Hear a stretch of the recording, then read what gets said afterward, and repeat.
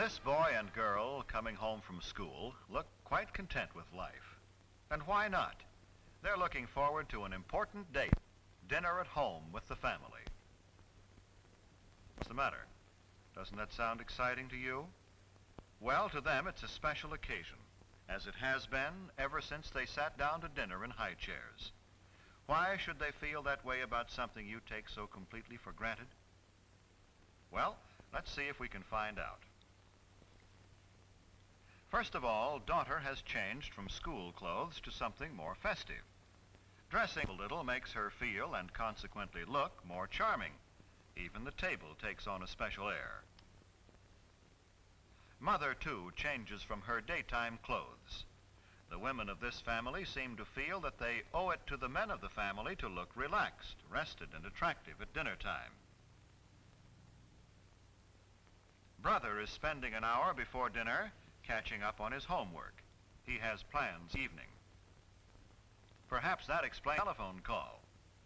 But he won't spend a lot of time on the phone either. When there are several members of the family to be considered, it is not a good idea for one member to monopolize the phone. And it is never good to allow telephone conversations to interfere with studies.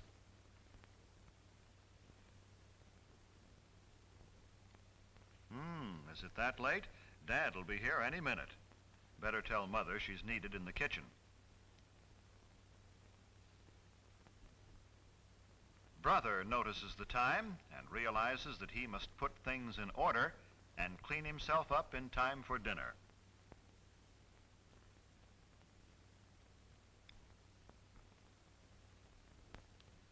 Hello there. Junior is always in a hurry, particularly for dinner. But first there's a cleanup job to do on this young man.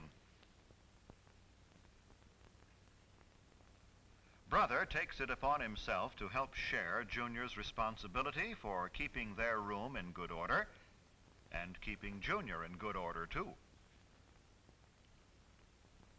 Punctuality is stressed in this household. By that I mean hair is combed and faces and hands scrubbed before the boys come to the table so they won't delay the meal.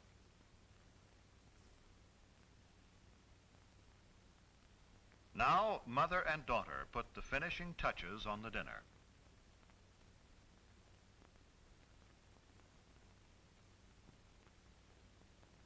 Father, too, looks forward to this date with the family. He has had a hard day at the office, and in his briefcase are some contracts which must be looked over tonight. But in the meantime, he will relax at dinner with those he loves. A simple centerpiece made from some flowers which grow in the backyard is another of daughter's contributions to the dinner. But it takes up a little too much room, so she moves it to the sideboard.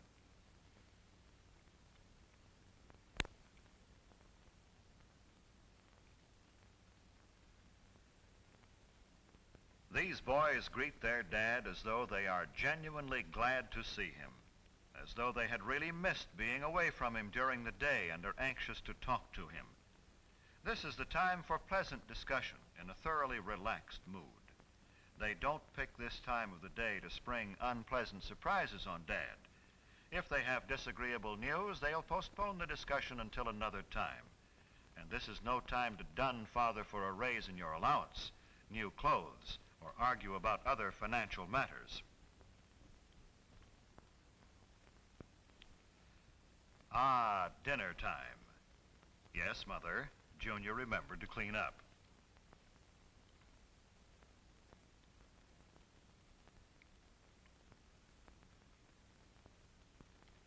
Brother seats Junior.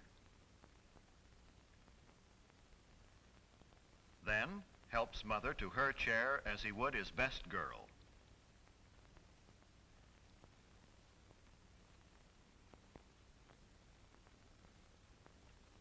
Well, the dinner date has begun, and they're all happy about it.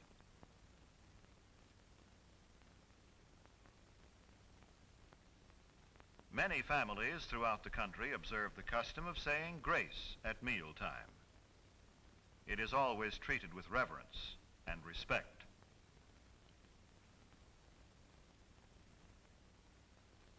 Napkins on the lap The family awaits service. They converse pleasantly while Dad serves. I said pleasantly, for that is the keynote at dinner time. It is not only good manners, but good sense. Pleasant, unemotional conversation helps digestion. Father serves mother first, then daughter, then the boys. Don't worry, fellas, you won't get left.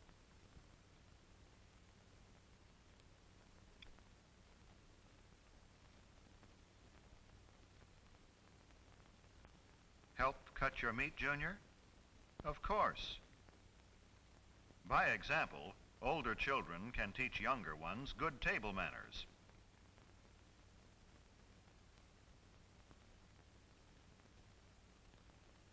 No one starts eating until Father has served himself. Always wait for the hostess, in this case Mother, to begin eating before you start. Let Father and Mother guide the conversational trend if they desire. After all, they made all this possible and may want to talk over their day with each other. Tell Mother how good the food is. Maybe Sis rates a compliment too. It makes them want to continue pleasing you. Well, all this is good general advice, but there are some specific don'ts. Maybe the family will demonstrate for us. Don't monopolize the conversation and go on and on without stopping. Nothing destroys the charm of a meal more quickly. To say that the rest of the group is bored would be a gross understatement.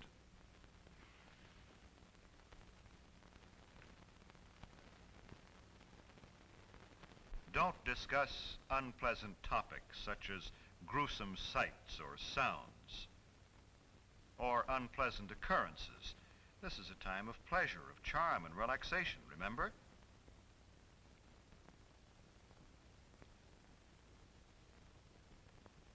Don't make unkind comparisons about your standard of living. The dinner table is no place for discontent. It makes Dad and Mother uncomfortable and unhappy.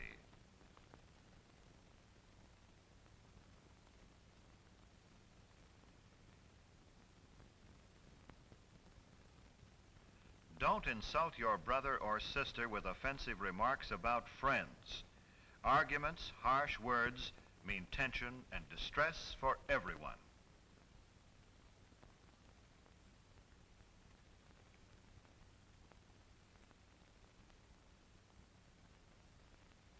Do remember simply this.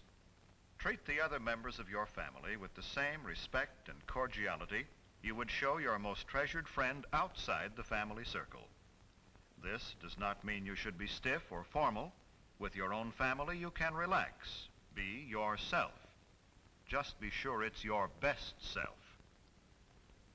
This is better. Now things are on an even keel again. Now we're ready for dessert. Most families don't have maids, so Mother needs help with the serving from the kitchen. Son says Mother has done enough. Watch him play butler. The removal of dishes from the main course and the serving of dessert set the stage for the conclusion of a thoroughly pleasant meal.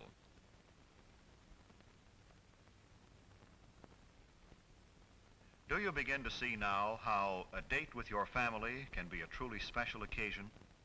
Do you know why brother and sister looked forward to the evening? When the dinner hour at home is treated with a certain amount of graciousness and ceremony, it can be memorable. There is no family so poor but that the evening meal can be eaten in an atmosphere of warmth and gentleness. There is no family so busy but that it can come together in the evening for a dinner date which will give its members something to look back upon with happiness all their days.